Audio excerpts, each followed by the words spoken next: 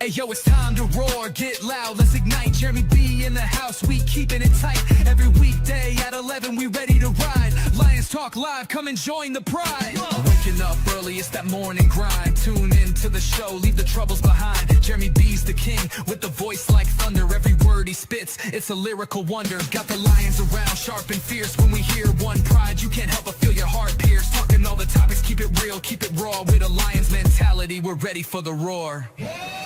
One pride, it feels right. Jeremy B bringing the heat, morning light. Every weekday at 11, we taking flight. Lions Talk Alive, yeah, we ready to bite. One pride, hear us loud. Jeremy's in the zone, making us proud. This is a Huddle Sports Network broadcast. You can find us on Roku TV, Amazon Fire TV, Facebook, and of course YouTube. Get all your NFL news here first. Good evening and welcome to the Lions Fan Cave Chat, where we've got an extension, OTAs, rookie spotlights, and a little bit of money talks to talk about. And I have with me one of my favorite guests, Dirty Dom, out of the mean streets of Livonia. Speaking of yesterday, first time in I don't know how many years, someone got murdered in Livonia, stabbed to death. Wow. So it wasn't even a gunshot. No. Because the last time it was a shooting, if I remember right. Yeah, probably. And I mean, it happens like maybe once every 10 years. But yeah, some kid leaving his job, going to his second job, someone snatched his backpack, chased him, got stabbed, and messed up. So how much better did the Lions get? And do you have any question marks for the Lions? Of course we have question marks because we haven't seen this team play together yet. It looks better talent-wise, top to bottom, to me, than it did last year. But the question marks are still with the secondary. Is Brian Branch going to be back by Halloween? Is Kirby Joseph, who they say is trending towards playing and working out at OTAs, is he going to be able to stay healthy with this degenerative knee cartilage issue? So, yes, the secondary is my biggest question mark, I think, because if you look at what Cade Mays did with the Panthers on the O-line when he took over at center, those 6 weeks he was considered a top 10 center in the league, and they went against some stout teams, one of them being the Rams, who they beat in the regular season. I mean, anything is better than Graham Glasgow. At this point, the turnbuckle that they would crash into for practicing blocking is better than Graham Glasgow, because it actually didn't move out of the way at times. We can say we have a starting center from a playoff team from last year, so that's better. If you're live on X, for some reason X does not post comments all the time here unless you have a blue check mark, please come over to the YouTube side, KCB Sports Network, and I'll be able to see your comments here. But it is great to see you over there. I got 4 watching on Viking Robs. I got 3 on our network, one of them being Vinny of the Packers, and I love the fact he asks legitimate Lions questions of us and doesn't come at us with the hater mentality, because he's a podcaster too. Right. So I respect that. Just like you would anybody that comes at you with a legitimate question. Running back, the only thing I have a question mark is when we get in those shortened goal situations. Pacheco did some things with the Chiefs in his career there, but will he be as effective as Monty? Remains to be seen. But it looks like he's working out and he's bulked up. He's put on 12 pounds this offseason while working out with the Lions at the Allen Park facility. And I think that will help him with that punch through the goal line defense. For sure. I was just glad that he might not have been on the top of my list, but I was glad that, I'm not that mad about Monty going, but I'm glad that we signed somebody rather than just, a warm sack of fluid or trying to run with, Sione Vaki. I like or Jacob Sailors. I did like what Jacob Sailors did with us last year in the few snaps he was able to get on the field at running back. Right. But he's no Monty. Pacheco at least has the potential because he has the same yards per carry per average for a career as Monty. He also has that same touchdown to fumble ratio, Yeah. which is Just got to stay very healthy. important. He's just got to stay healthy. So if he's able to pack those pounds on and stay healthy this season versus what, because he did have 2 healthy seasons before his first injury. So we Yep. have to remember this. It's not injury history, but the fact that it was 2 years in a row, it raises question marks on his durability. Goff, on the other hand, has missed 2 games in his entire time here. 2. And they were both due to being sick, not injury. Yeah. Jared got, I am Iron Man. And he's slowly but surely starting to write record books here in Detroit. First time we've had 4 winning seasons since what, the 70s? I think we had 4 in the 90s. No, we did not. We had 2 of. No, we had 4 in the 90s, but they weren't back to back to back. Back to back. Shit, yeah. I don't even think in the 70s. Yeah, the last time was 67, 68, 69, 68, 69, 70, and 71. Those were the last 4 times we had winning records. Did I say we won the division? Alive and I was not alive. Yeah, you weren't even a tickle in your daddy's pickle yet. That was good. But it is great to see everybody here. Let's get into the fact that, hey, the OTAs started.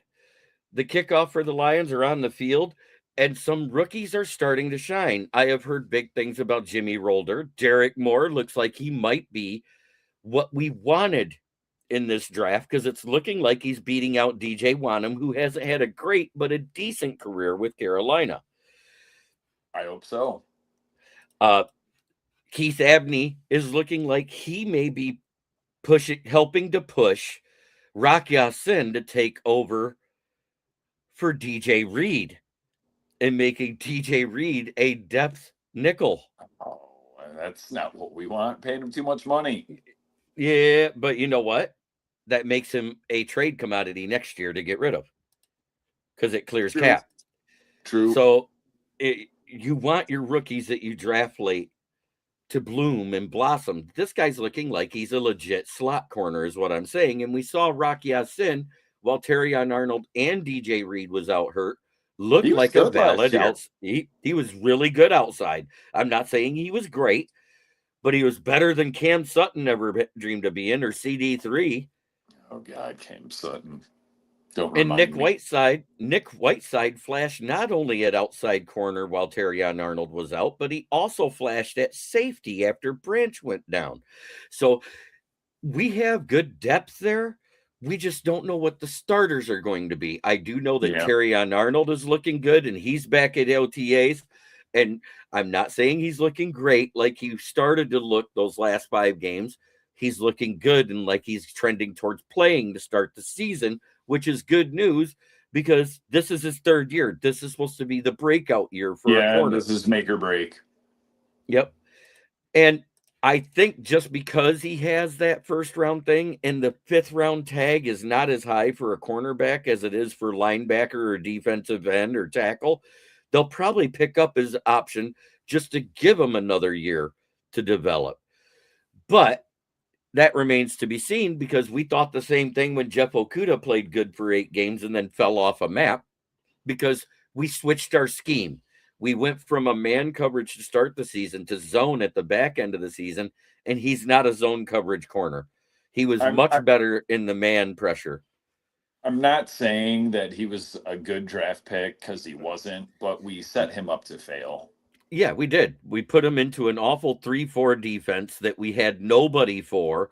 We moved Gerard Davis from a part-time middle linebacker and outside linebacker to strictly middle linebacker when all he was the guy next to Anzalone his senior year.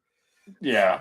We didn't have the pass rush, and you can't just, wasn't that also the COVID off season? When we got Jared?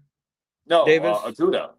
Oh, yeah. Akuda was So, the yeah, 20. so no preseason, almost no practice or OTAs, and then they stuck him out. What, game one, he had to try to check Devontae Adams?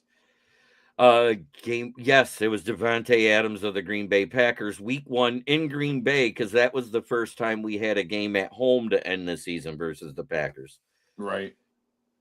Yeah. And what was weird, should have kept Slay. Akuda would have been better, much better, if we kept Slay.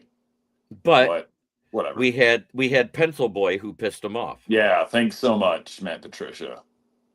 Who ran off Glover Quinn, who ran off Darius Slay, who made Haloti Nada give up. Because Haloti Nada was there's decent. a special place in hell for Matt Patricia. Yeah, it's called Ohio State. Seems to be doing okay down there. You know what? He's doing okay down there because guess what? He is not dealing with complex NFL offenses. I thought he was a rocket scientist. Well, he is. He has a rocket scientist degree. He's got a degree in astrophysics. Ask me how many days he's used that degree in his life. Right. So if you've been following, Rolder has been dominating in the special teams and doing very well spelling for either side, Sam or weak linebacker, for Derrick Barnes and Malcolm Rodriguez when they've had to come off the field, which is exactly what you want out of a 4th round pick. You want him to be a solid rotational piece that you can use wherever needed. But Keith Abney is, to me, is one of the steals of the draft. He was supposed to be a day 2 pick. There were some rumors that flew around. He dropped. We got him in the 4th round after Rolder. And then there might be another gem here because guess who's stealing reps from Hassanin right now at defensive end in the edge room? Who? Skylar Gill Howard, our 6th round pick that everybody said wouldn't be anything. Okay. I mean, so still need depth. And we need the depth. And Hassanin will be on the roster because he doesn't count towards the roster as an IPP player for a 2nd year in a row. Edge rushers are like relief pitchers in baseball. You can never have enough. Right. So it looks like we finally have enough depth to possibly not run Aiden Hutchinson 92% of the time like we've had to his entire career here. And I'm not saying that. I'm saying if we run him 80%, so he's at that Miles in between TJ Watt and Myles Garrett level. Right. That's perfect. Yeah. 80 or 85. Like he doesn't even the best edge rushers in the NFL, they don't need to play every snap. I mean, Max Crosby only plays 72% of the snaps for Oakland. And he's damn sure their best Las pass Vegas, rusher. Oakland. Or, yeah. LA, Oakland. Las Vegas. Yeah, whatever. Yeah, whatever. The Raiders. OLAOLV. Oakland, and Los Angeles. I'm hearing some good things on special teams with Kendrick Law, which is what we expected to hear after we looked up the fact he was more of a kick and punt returner than receiver. But the interesting stat was what you told me about out of his yards, how much of it was yak. What was that yardage again? Out of like 400 or 500, literally all but like 50 yards. I remember now, 559 receiving yards and 509 was yak. No, it was a higher percentage than that. No, it was 559, and you said 509 was his yak yards out of 559. Yeah. Yinzer, I got something for you, Yinzer. This guy is a jagoff. But it is great to hear about OTAs going well and people getting healthy. Excuse me, wrong one. Off the wall.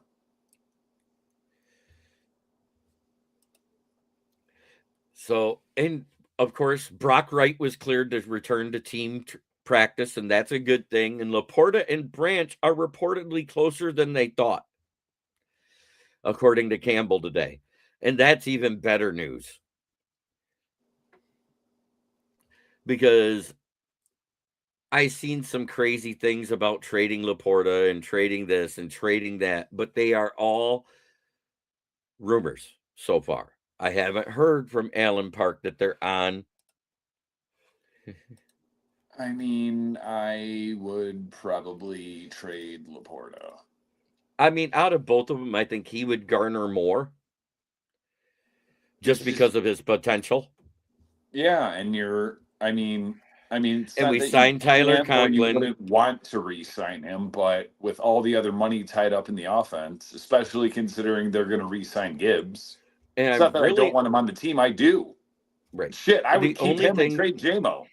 That's just me. yeah, but you can't trade JMO now that he's extended. It would be very No, because it's not even the first year of that. You'd eat dead cap for 3 straight yes, seasons it would if you be trade very JMO now. it would be Detrimental very to the cap. fiscally detrimental. Unless you did some sort of weird extension, making a bunch of void years, and then you're still going to have cap casualty further down the road. Yeah, we're JMO's here for at least a few more years. I say at least 3, because this is the 5th year option. I think he's here for 3 after that, because if I look, that 4th year is the year that it clears up enough to get rid of him without being cap detrimental right even before the draft. Yeah. But what if he ends up still producing 1,000 yards and 9 to 12 touchdowns a year? I think he probably will. It's just I think he will too, as long as we have a lot Goff. of money. It for really 2 wide isn't. Receivers. No, not really, because everybody else is paying their. You're right. Everybody else is paying the number 2's 30 to 35 million, and he's under 30. Yeah, it's right where I told you. T. Higgins money, but it's still a lot of money. Well, the average per year is not what the cap hit is. That's the good thing. But what I wanted to get into, did you hear the final breakdown? Did you see that about the whole Jack Campbell stuff? His breakdown? Yeah, no, it's not bad. We know it. Yeah. 81 million is the total for the 4 years. But they put 4 void years on it. Yeah, his thing was he just wanted to be here. Like he wasn't gonna let himself get lowballed, but he also wasn't asking for $1 more than Fred Warner, even though he's probably better. He got 1.5 million less than what Fred Warner gets. It's the opposite of Derrick Skubal. Right. And here's the great part. His cap hit next year, when he becomes a non-rookie contract, is 1.23 million. Yeah. And then the next year it jumps to 5.6. Then it's 8.9. I think the last year it's 15.9, but there's no dead cap involved. Right. So if you think about that, he's making over 20 million a year. Out when they declined his 5th-year option. I get it. Like at first I was like, oh, what the fuck? But then I looked and it's like, whoa, that option, it was damn near the option was tag. Fred. The option was Fred Warner money. Yeah.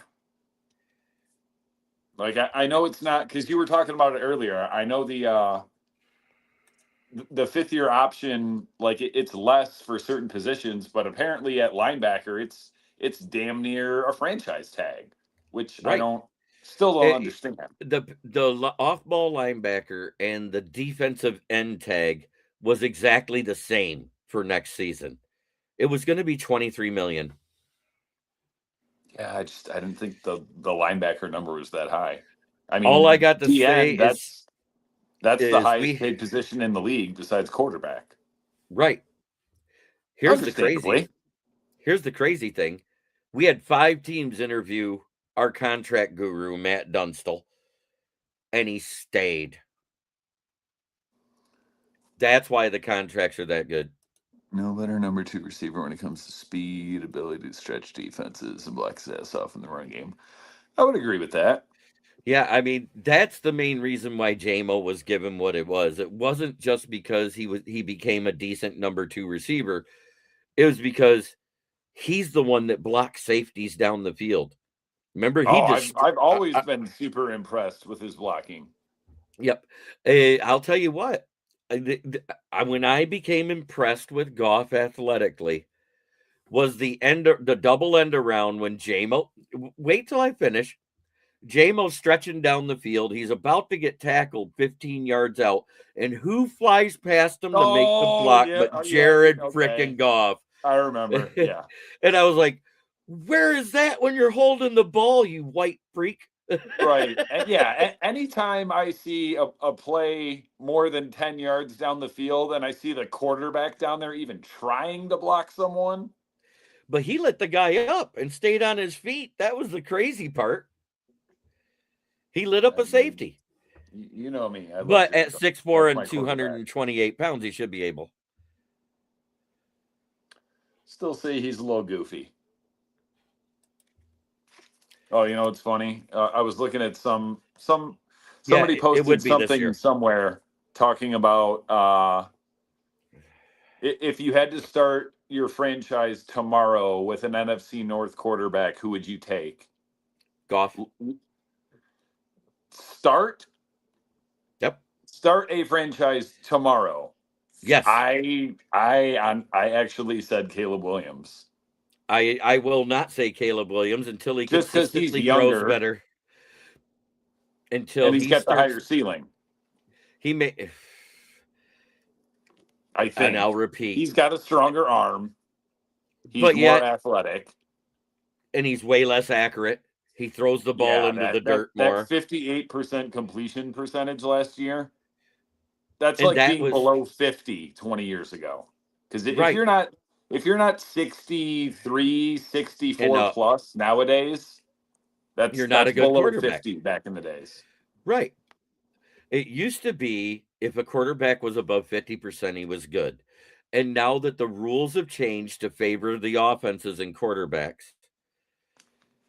Yeah, it's 60. Anything 63. under 60% is awful. Terrible. Somebody was like, "Oh, I wouldn't take Caleb. He scored too low on the Wonderlic." And I looked and I'm like, he actually didn't take it. Yeah, Kyler Murray, Jonathan Winkleman. I got you. Kyler Murray scored a 20. Jordan Love, a 27. Jared Goff, 36. But you have to when you're white. You do. It's like basketball. Yeah. Like you got to make your 3-pointers, your free throws. You got to play defense. So here's my question to the Lions fan cave chat today. Is 81 million too much, not enough, or did the Lions get this exactly right? Drop your take in the chat, and SJB wants to know, who compares to Jack Campbell in terms of NFL linebackers? Who does he remind you of?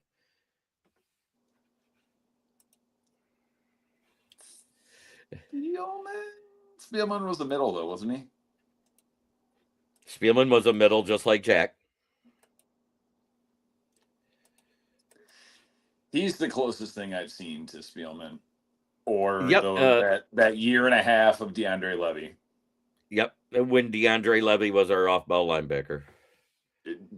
That year and a half of DeAndre Levy, that's the best linebacker play I've seen in my life in this town. If you listen to what KOC said in his presser yesterday and the comments that were made, JJ's cooked. Yeah, I was going to say. In Minnesota. Answer to your question, go Pat, go, yes, cooked. And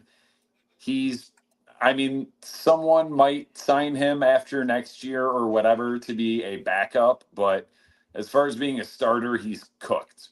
But this is where I'm going to say Jack Campbell is closer to Chris Spielman than DeAndre Levy.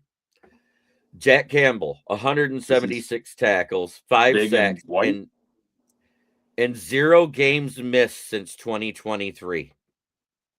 He has not missed a game. My personal take is you pay the guy. You don't let players like Jack Campbell walk. He's the identity of your defense. He shows up every single week. He wants to be a Lion. His number one priority in the extension process, his words, was staying in Detroit.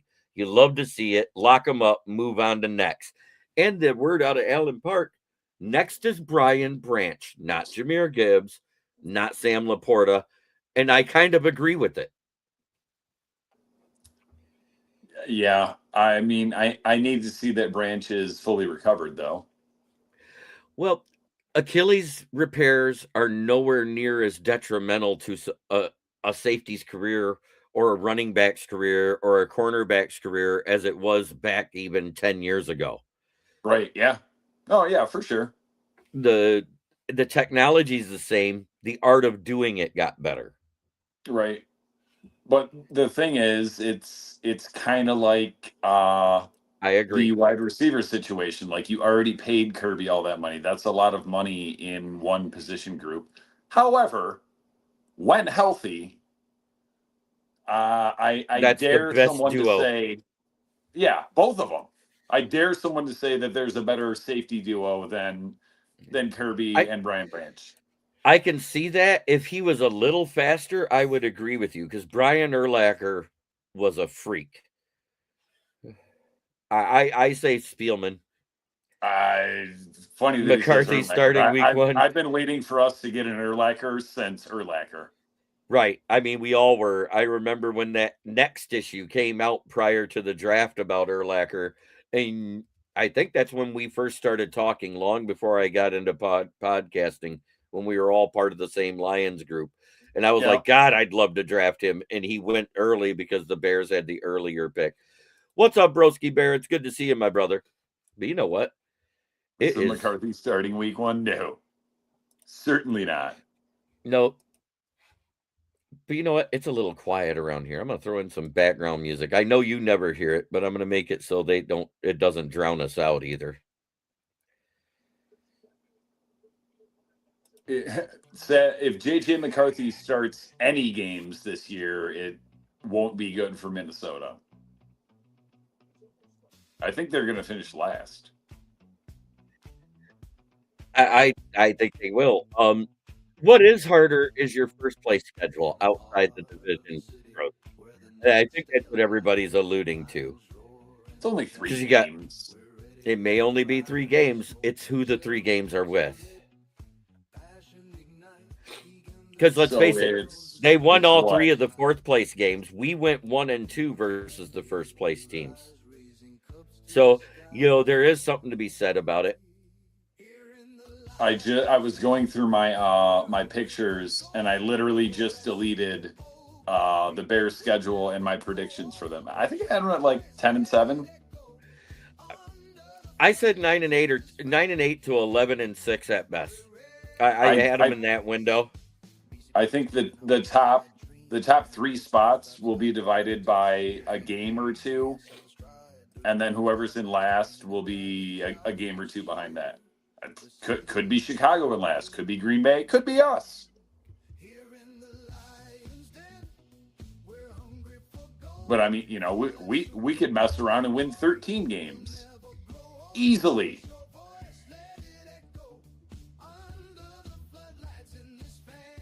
We could also only win 7 or 8.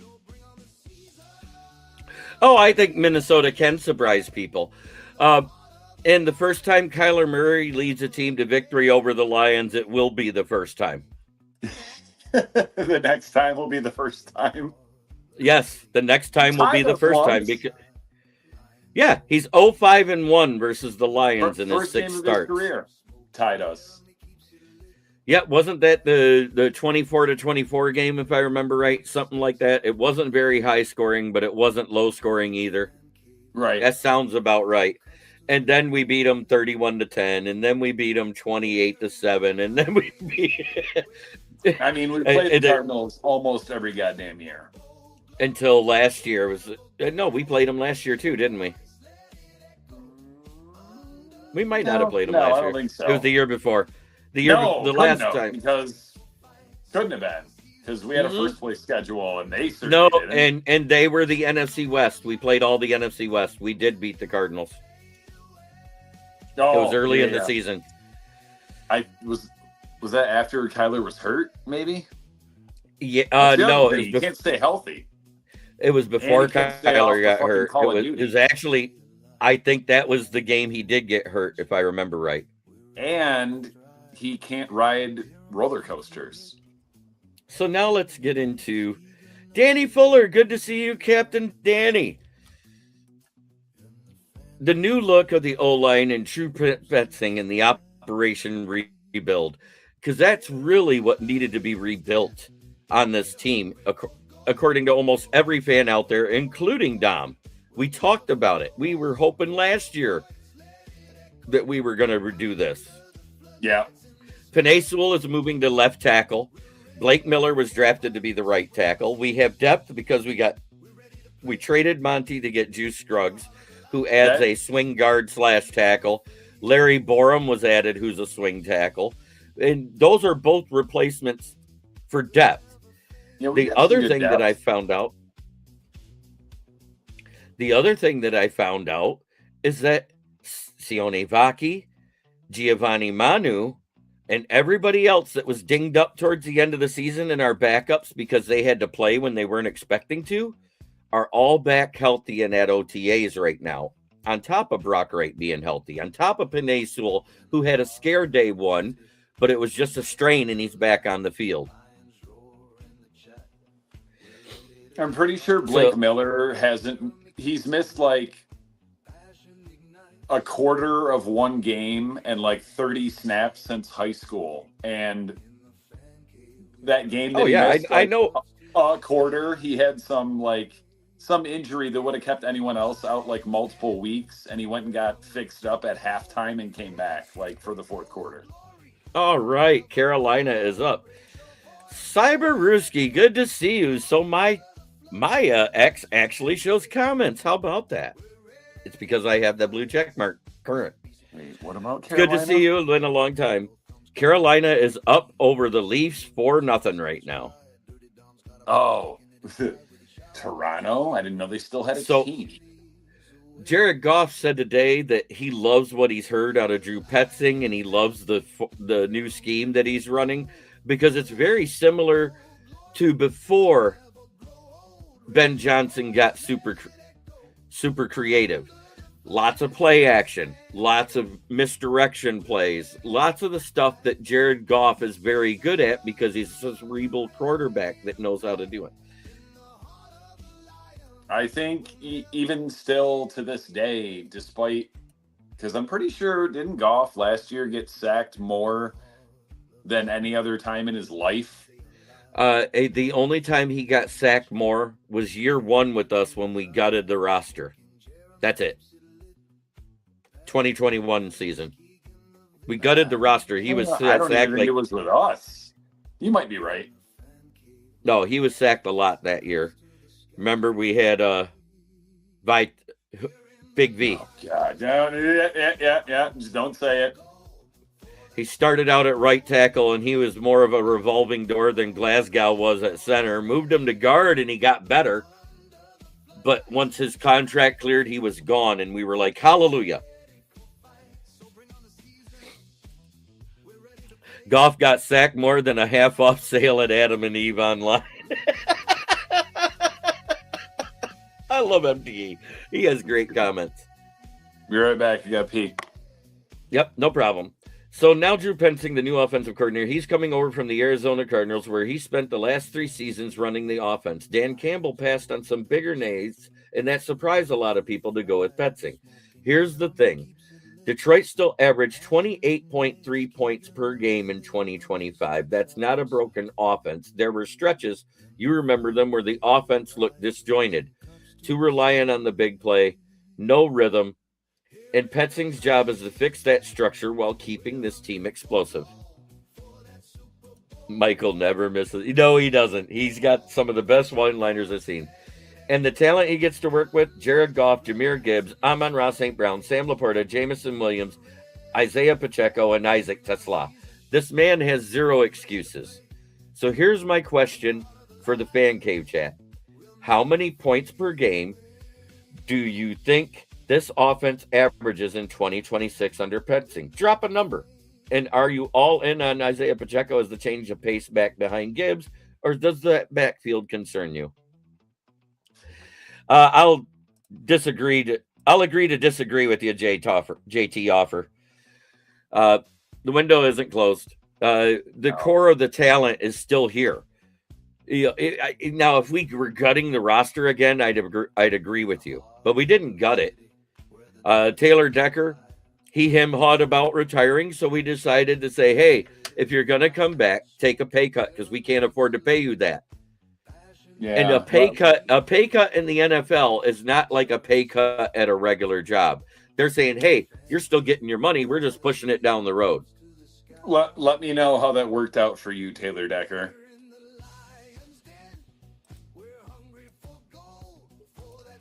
I'm a believer in the new offense. I'm putting it over. Put the average number at 25.8. Oh, more than that. I'm thinking 30. I mean, I think last year we may have averaged more points than the year before. No, we were 1 point less. We averaged 29.9, and we were 28.3 points last year. So we only dropped 1.6 points. I mean, we've been top 5 offense for 3-4 years. 4th season. One of those, at least one of those years, we were tops in the league. The 15-2 season. So I'm going to put it. I think the offense is going to do better than it did last year. I say that the offense is probably going to be scored. My number. Here we go.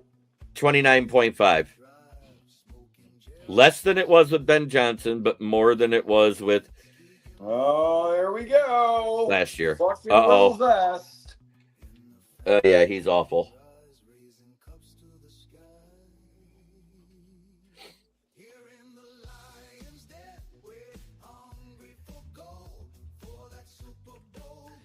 Even if I can't imagine it would, because the O-line is better than it was last year. even if the offense takes a small downtick, the defense should be at least a little bit better. I think the defense will be more than marginally better, because we dropped from a top 15 defense to the 23rd defense overall. Yeah, almost. And 29th in yardage against. Mm-hmm. A lot of that had to do with we didn't have our cleanup crew at the safety position. They could not stop anybody after they got past the linebackers because Brian Branch and Kirby Joseph missed 9 games last year. Brian Branch missed 6. Yeah. It was like all bets were off in the run game after that, because if they got past the linebackers, it was over, and Anzalone became Annalise again. I mean, it's kind of more often than not, because I've said this for probably 10 years, it's status quo.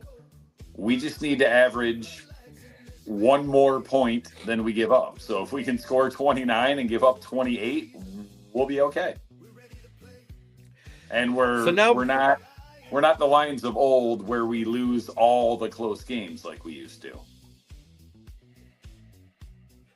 And now we're up to the rookie watch and the health report. And I got into a part of the health report. I talked about Penei Sewell being healthy for left tackle. Some of the depth pieces coming back healthy. It's looking like Brian Branch and Laporta are closer to coming back at training camp to at least work out with the team to see how healthy they are. And if they are healthy, that's even better, correct? Dom?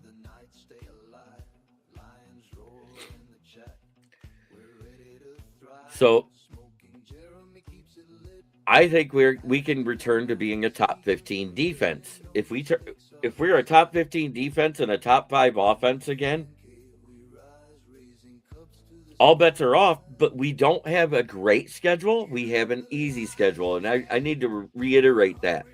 I do not like the fact that we got 2 games on the road and a week 6 bye, and then come back and then got 3 games at week 10, 11, and 12 back-to-back within 12 games. I was going to say, especially with one of them being overseas. Yeah, I don't like that part of our schedule. It's fucking stupid. So I can't remember who it is, but somebody... some poor sad sack franchise this year has a game on every day of the week except like Tuesday. So your first round pick Blake Miller at 17, number 76. The guy is getting first reps as a pro right tackle, and the early buzz has been very positive because guess who he's going up against? Aiden frickin' Hutchinson. So he's going to get that iron sharpens iron. Will Vest, yep. You lucky bastard. Oh, did they defend him? Good.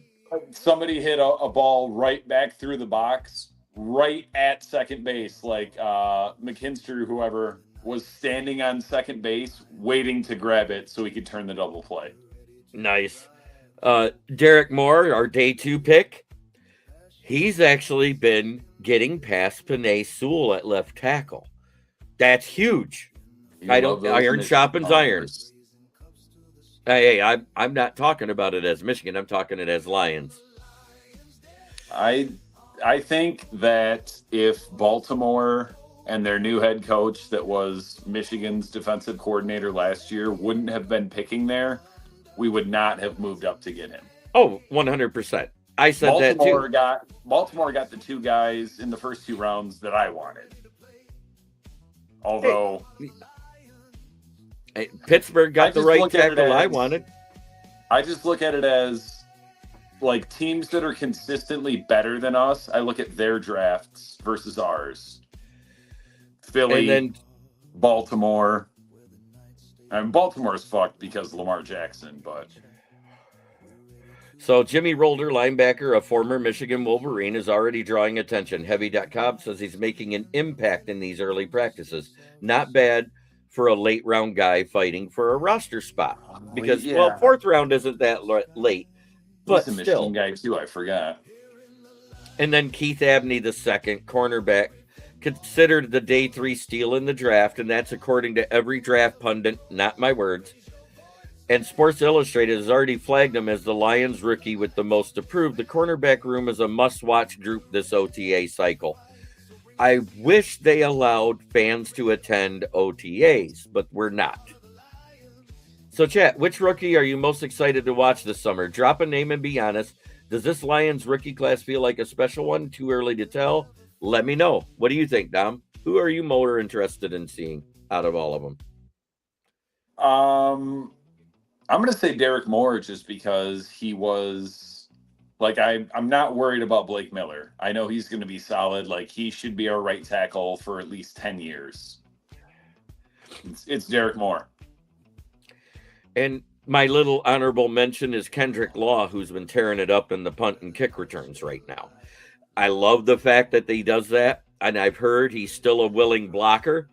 And that might be what pushes him to beat some of the guys for the wide receiver 6 spot. So wait, they don't do because I'm sure they probably still do the free practice at Ford Field, but they don't. They used to do one at the training facility. They don't do that anymore? Yeah, they do that one, but that's during training camp, not during OTAs. That's later, around June, July. But K-Law, I believe, is a golden nugget that will be a Lion for a long time. Hey, from your lips to God's ears, because I'll tell you what, that yak ability is something you cannot teach. Put the ball in his hands. You know what he's going to remind us of when they start putting them in the slants and the crossing routes? It's going to be like when we Golden Taint. Well, I mean, it's going to remind you of that. I'm not saying he's going to be that good, but that's what it's going to remind you of. From your lips to God's ears. So, because if he's catching a 4 or 5 yard pass, he could easily turn it into 15. That's what I was getting at. Because he does have that kind of speed. And with the running back ability of being able to shake off defenders that tend to dive at legs, that's where I was going with it. Not saying he's going to stiff arm or Marshawn Lynch somebody, because he's not that big. I mean, he's 5'11" and just under 205 pounds. That's not bad size. No, it's if you look around the league, that's becoming the average size of wide receivers anymore. There's not a lot of the 6'4", 6'5", 6'6" guys coming out of college anymore, which is weird because 5'11" now is the average height for the average man. I remember when I was growing up, it used to be 5'10". Yeah. I mean, it was, going back, probably further back, but like Randy Moss, Calvin Johnson, and all the other tall guys, because corners were getting taller, and good corners had to be taller, like Richard Sherman, like not fast, good in coverage, but smart and ball skills. Because I don't care, if you're only 5'10", 5'11", like you better be able to jump out of the gym if you're trying to cover Calvin or Randy Moss or Larry Fitzgerald. So Malcolm Rodriguez, he's coming back from a second knee surgery after his ACL tear in November 2024 and his arm injury, but he is fully healthy. Dan Jackson missed his entire rookie year with a wrist injury, and he's back healthy. Sione Vaki, the running back, dealt with a hamstring, a groin, an ankle, a thumb. He basically had the injury bingo card in 2025. The good news, he did not need surgery, and he's back at workouts. And then Giovanni Manu missed most of 2025 with a knee injury early when we could have used him when we had those injuries. I'm not saying he'd have been any better, but I'm not saying he couldn't have been much worse. I would just like him as an option, because what else we had, we already knew. I'm better with the unknown. It's a strike. Come on, guy. So lots of storylines, lots of competition. All right, before we get out of here, it's time for the part of the show the fan cave chat lives for. Rapid fire hot takes. Let's go. So put in your hot takes about the Lions this year, whether you're a fan of this team or not. I do not care. I like hearing a hot take. I think we're winning 12 games this year. Dom, what's your hot take? I could see 12. Hot take.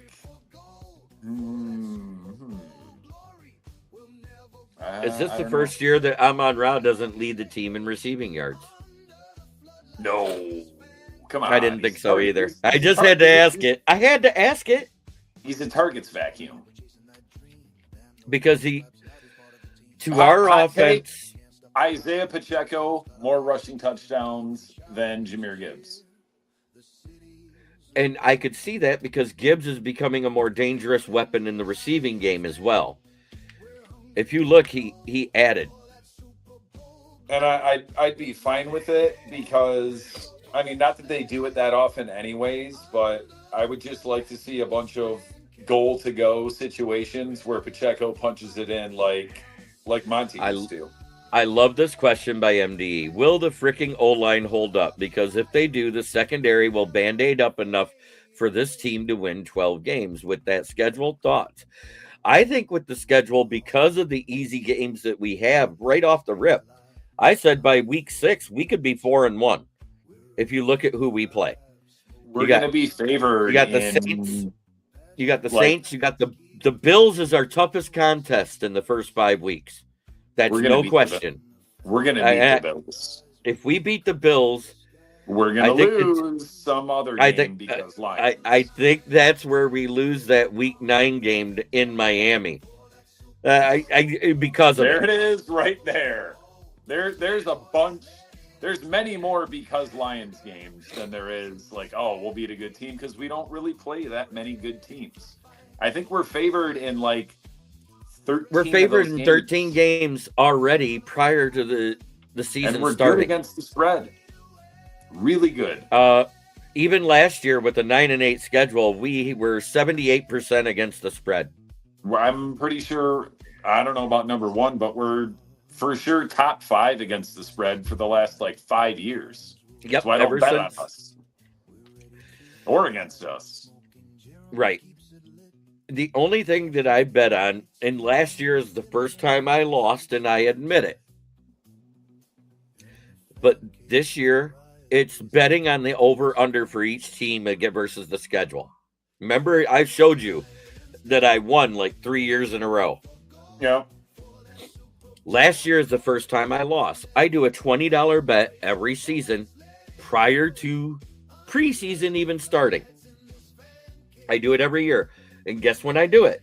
right after we do all of our division reviews, which is usually done. Finnegan, because Ken Lee Jansen hurt his pelvis. Yeah, he had a groin injury. Yes, just like Casey Mize had one in that game too. Yeah. And who was pitching a gem? He was pitching a gem when he did it. Mm-hmm. I think they had one hit, 0 runs, I went 6 strikeouts. And I was like, why the fuck did they pull him so early? Oh, he got hurt again. Michael Edwards, we will beat the Bills so I can win a bet versus Jamie Malloy and have him paint the Lions logo on his forehead, which will be visible from space. That Bills game at home? No, we are at the new Highmark Stadium, and it's their home opener. And I'm going to say this because we've done this 3 times in the past 5 years. We have ruined home openers in new stadiums. Wait, no, that game's not till like week 5. No, it's week 2. Week 2, we play the Bills. It's week 2. It's the very first Thursday night football game on Amazon Prime. Yes, week 2. No. Oh, yeah. I'm getting it. I got loaded again.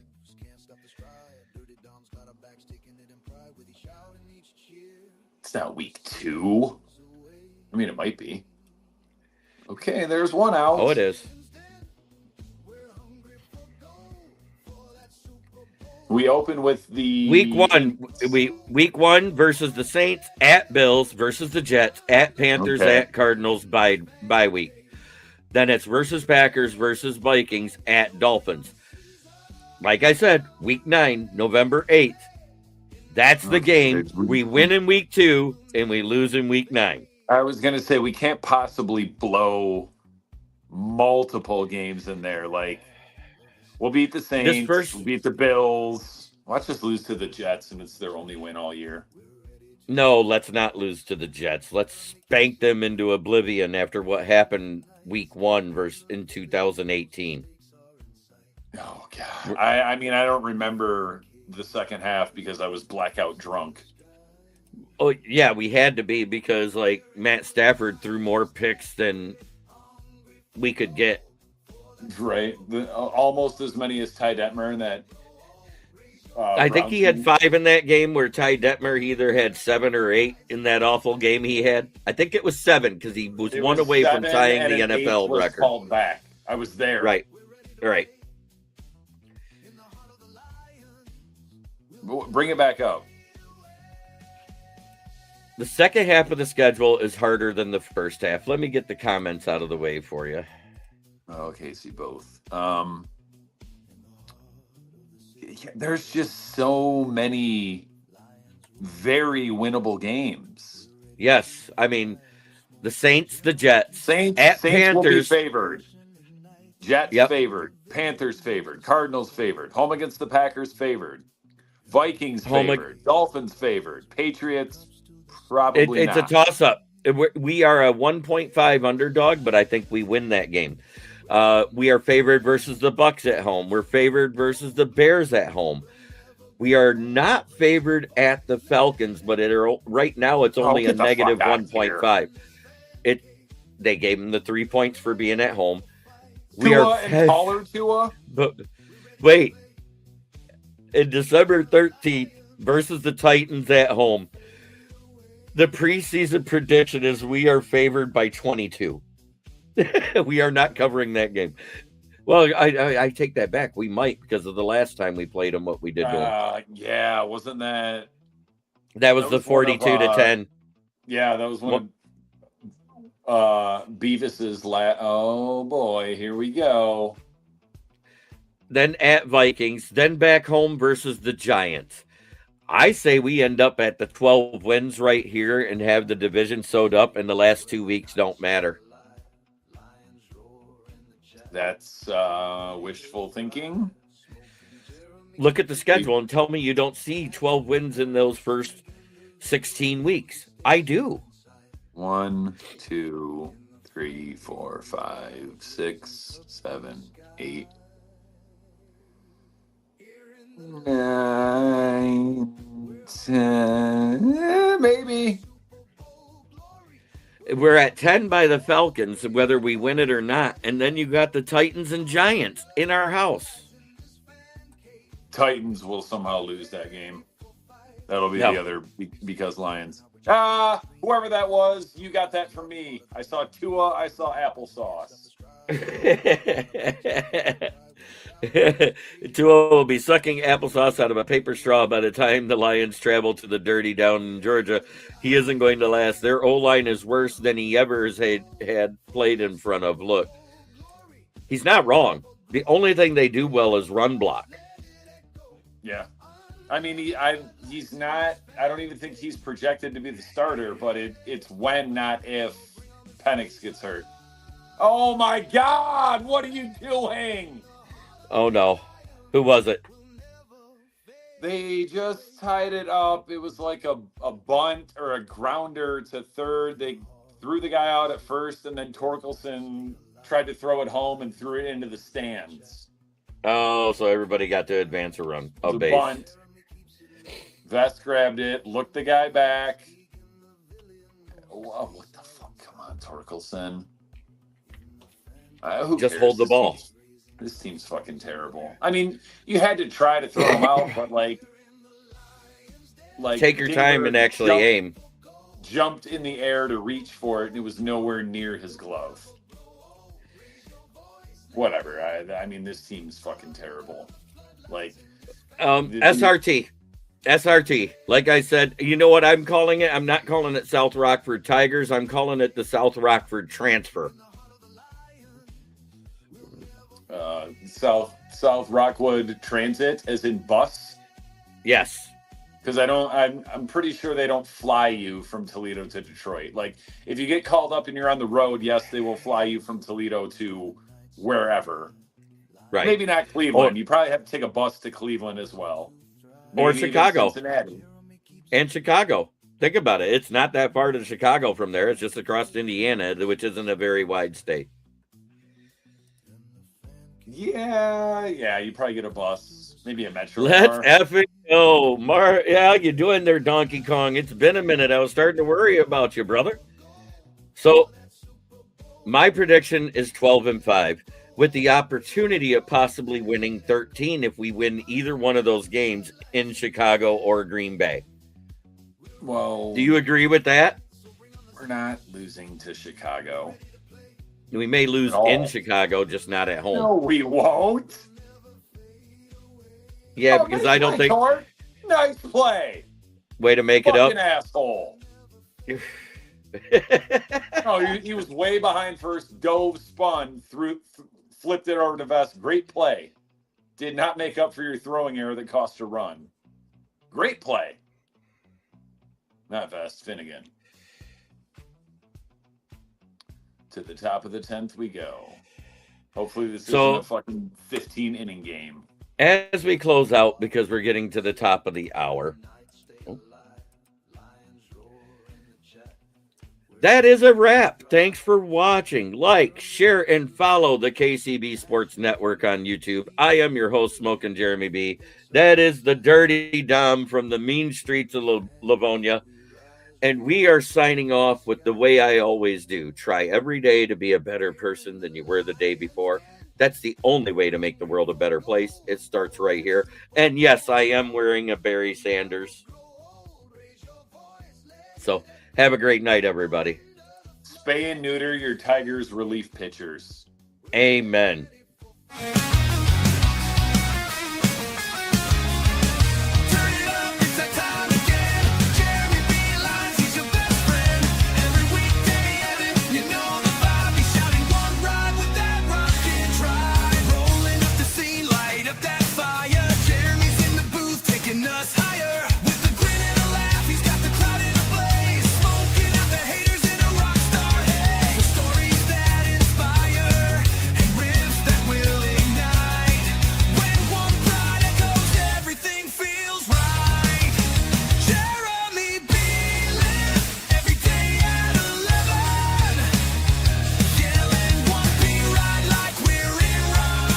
This is a Huddle Sports Network broadcast. You can find us on Roku TV, Amazon Fire TV, Facebook, and of course YouTube.